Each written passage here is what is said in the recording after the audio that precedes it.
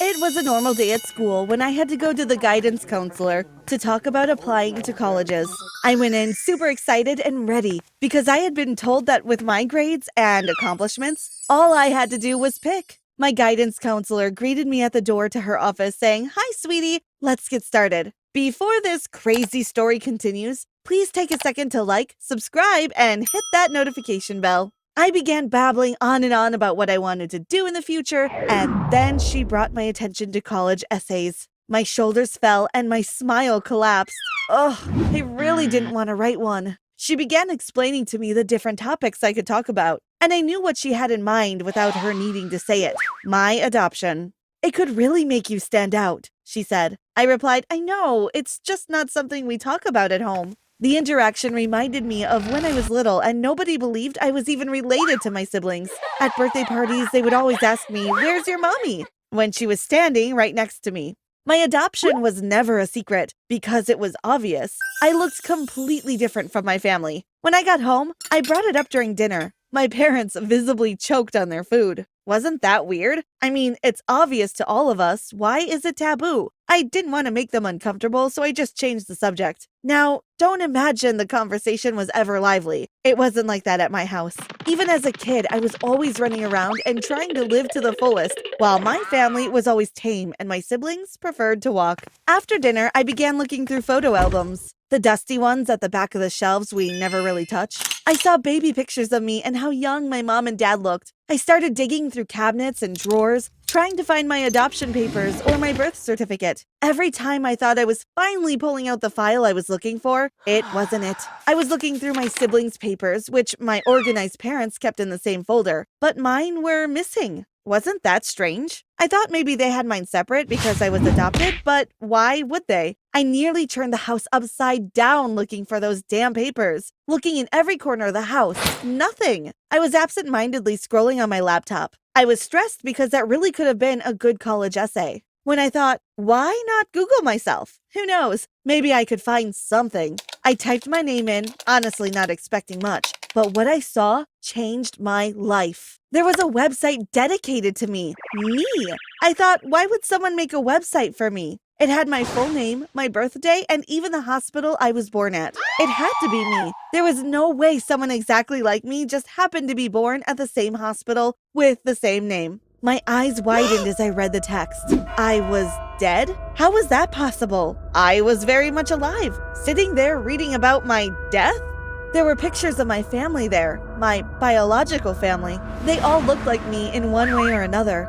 Some had my same nose and others my exact eye color and shape. But they gave me up for adoption. Why did they think I was dead? My head was spinning. I felt faint. Days passed and I found myself looking at that family all the time. I downloaded the picture of them on my phone, and I'd look at it, wondering if they're like me in personality too. I almost got caught looking at this seemingly random group of people by my little sister, but I quickly turned my phone off. Even in my dreams, I saw these people. I had a dream that I came home from school, but that when I opened the door, I was in this warm, loud environment full of lively chatter, and that I found my biological family in the kitchen, making dinner together, like I've always wanted to do with my family. When I woke up from that dream, I raced into my parents' bedroom and found them watching a movie together. "Why does it say I'm dead on the internet?" I asked them. I saw the look they shared and immediately knew I was right to be suspicious. "Well?" I demanded. I know I sounded spoiled talking to my parents like that, but I was scared, and I was right to be. My mom began tearing up, something I had never seen before. My dad started yelling at me for upsetting my mom and told me to get out. I huffed and grabbing my keys ran out of the house. I took the bus for a few stops and then got off at the hospital where I was born. I went to the front desk and asked if they had any information about a baby who was declared dead some years ago. The lady at the desk shook her head and said the information was confidential, which honestly I expected. I then started crying. I mean, fully sobbing into my hands. That got her attention, and she assumed I was related to a baby that had died. She called over this old nurse and told me to follow her. The old lady was sketchy, to say the least. She looked really grumpy and suspicious of me as she walked to a room down the hall, very far from everything else. When she opened the door, I noticed it was quite a large room. She stood there watching me, but I asked her for privacy and she left.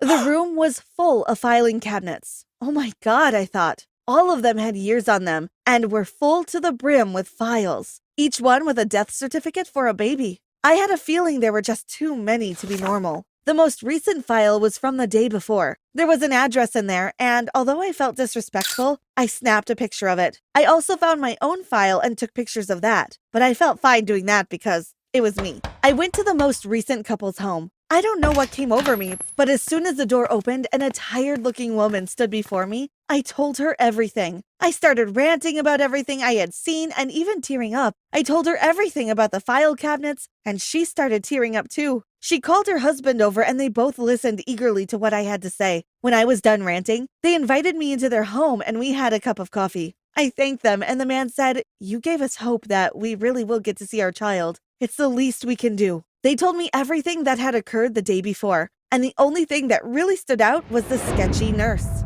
They described her to me in detail, shocking detail, because she was so sketchy that they remembered her perfectly well. Her name was on every single document in that room. So I connected the dots and realized she took the babies. The nurse must have sold those babies to other couples. She was stealing them and faking their deaths to get away with it. I couldn't believe how people could be so cruel. And even worse, I was one of those stolen babies. It was getting late, so I said goodbye to the couple and went home. When I arrived, my parents were waiting for me in the living room. My siblings were all upstairs, and they wanted to talk to me alone. My dad started asking me to stop talking about that subject because it made my mom uncomfortable. He didn't get a chance to get another word in because I interrupted them asking how they could adopt a stolen baby. My mom broke down crying and my dad comforted her. "You have no idea how hard we tried to have a baby," she cried. She said they felt guilty when she finally did get pregnant and had my siblings. Everything she said felt like a slap in the face. I demanded, "Why didn't you tell me? Why didn't you take me to my family?" My mom screamed back, "Because we love you!" But did they really? They always treated me worse than the rest. So, did they really love me? I went up to my room and locked myself in. Morning came, but I didn't want to face my parents. I grabbed some cash and stuff I needed, shoved them in a bag, and climbed out of my window. I got lost for a while, but soon enough, I was in a cozy neighborhood. Very different from mine. There were loads of people on their gardens and lawns, or kids playing on the street. I walked around and felt like I was home. I knew there was a big chance that the family had moved, but my gut told me they were there. I stood in front of a beautiful house. I could hear chatter all the way from the sidewalk in front. When I rang the doorbell, the chatter stopped. My heart was beating out of my chest. What if they weren't here? What if they forgot about me? What if they just don't want me? What if my last thought was cut off by someone opening the door? In front of me stood a girl. She looked exactly like me a few years ago. I could tell she saw it too. "Mom?"